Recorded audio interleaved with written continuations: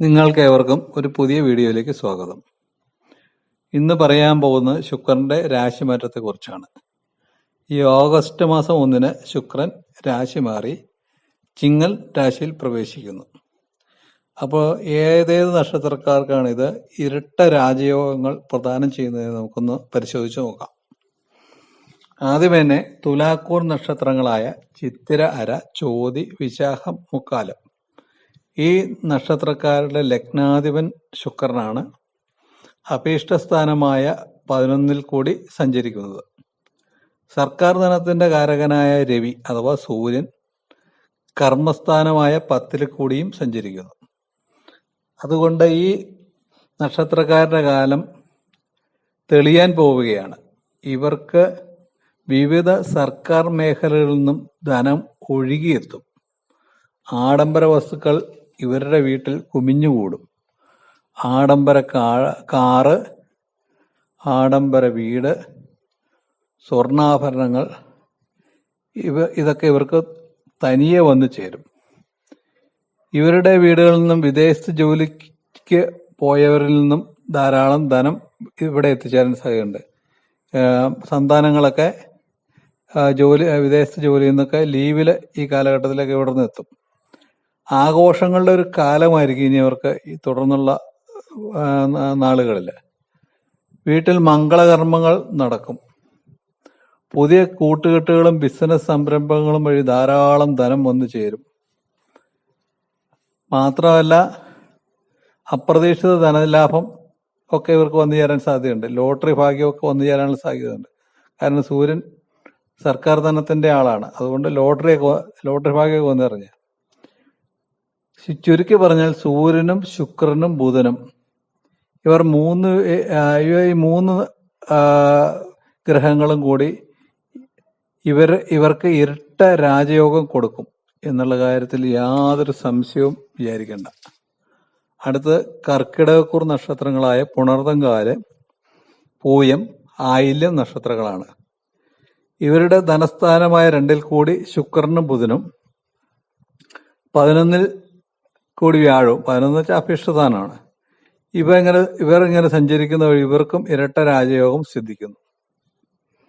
ഇവർ തൊടുന്നതെല്ലാം പൊന്നാകുന്ന ഒരവസ്ഥ ഉണ്ടാകും. ഇവർക്ക് പണത്തിന് യാതൊരു ബുദ്ധിമുട്ടും ഉണ്ടാവില്ല.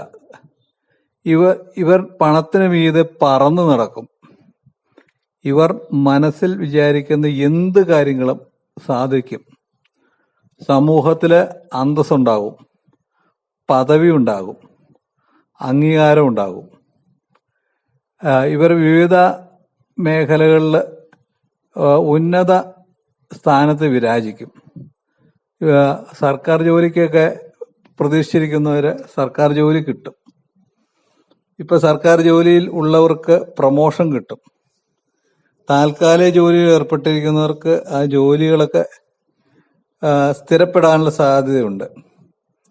ബിസിനസ് വഴി ധാരാളം പണം വന്നു ചേരും.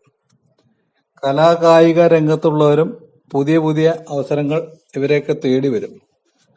അപ്രതീക്ഷിത ധനമായ ലോട്ടറി, ചിട്ടി ഒക്കെ ഇവർക്ക് ലഭിക്കാം. അടുത്ത വൃശ്ചികക്കൂർ നക്ഷത്രങ്ങളായ വിശാഖംകാല്, അനിഴം, തൃക്കേട്ട ഇവരുടെ ഭാഗ്യസ്ഥാനമായ 9 കൂടി ആണ് രവി സഞ്ചരിക്കുന്നത്. കർമ്മസ്ഥാനം എന്ന് വെച്ചാൽ തൊഴിലിന്റെ സ്ഥാനമായ 10 കൂടി 2 ശുഭഗ്രഹങ്ങൾ അതായത് ബുധനും ശുക്രനും സഞ്ചരിക്കുന്നു. മാത്രമല്ല കേന്ദ്രസ്ഥാനത്ത് കൂടി വ്യാഴവും സഞ്ചരിക്കുന്നു. അതുകൊണ്ട് ഇവർക്കും ഇരട്ട രാജയോഗത്തിന് അർഹതയുണ്ട്. ഇവർ ഈ കാലഘട്ടത്തിൽ പല വഴികളിൽ കൂടി പണം ഒഴുകിയെത്താനുള്ള അവസരങ്ങളും ഉണ്ടാകും. ഇവരെ സാമ്പത്തികമായി പിടിച്ചാൽ കിട്ടാത്ത രീതിയിൽ ഉയർച്ചയുണ്ടാകും. ഇവർക്ക് പല സോഴ്സുകളിൽ കൂടി ധനം കുമിഞ്ഞുകൂടും. ലോട്ടറി അടിക്കും,